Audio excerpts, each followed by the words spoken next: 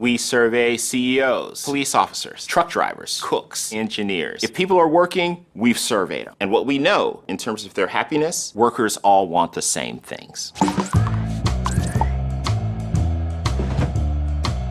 There's 3 billion working people in the world, and about 40% of them would say they're happy at work.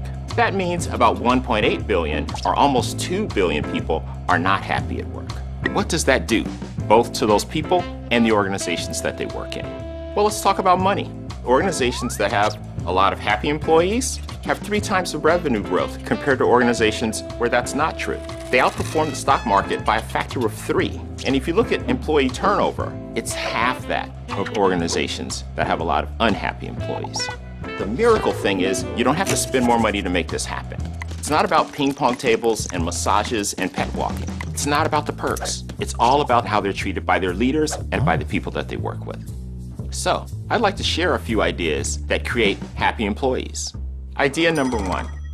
In organizations where employees are happy, what you find is 2 things are present: trust and respect. Leaders often say, we trust our employees, we empower our employees, and then when an employee needs a laptop, and this is a true example, 15 people have to approve that laptop.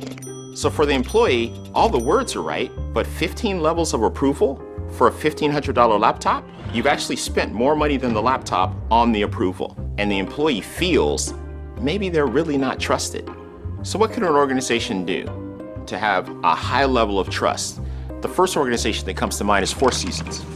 They have magnificent properties all around the world, and their employees are told, do whatever you think is right when servicing the customer.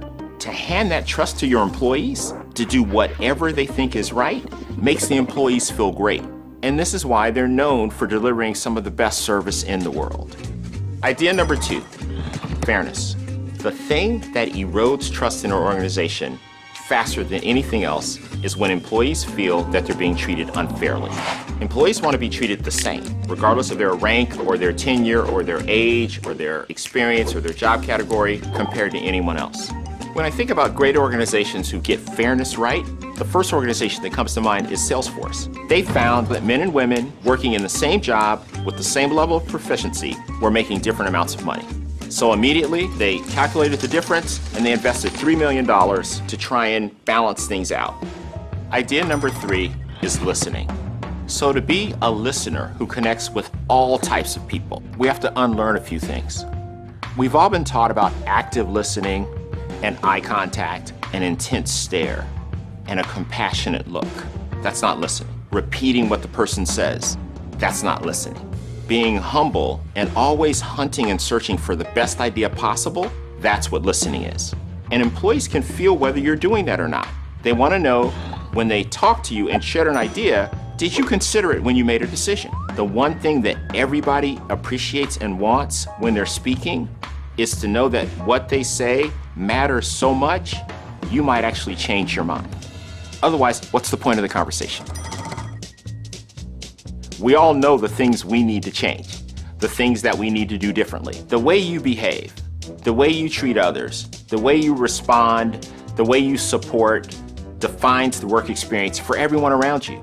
Changing to be a better person, the world is littered with those failures. But changing because there's something you believe in, some purpose that you have, where you're willing to risk almost everything because it's so important to you. That's the reason to change. If it's not, you should probably find a different place to work.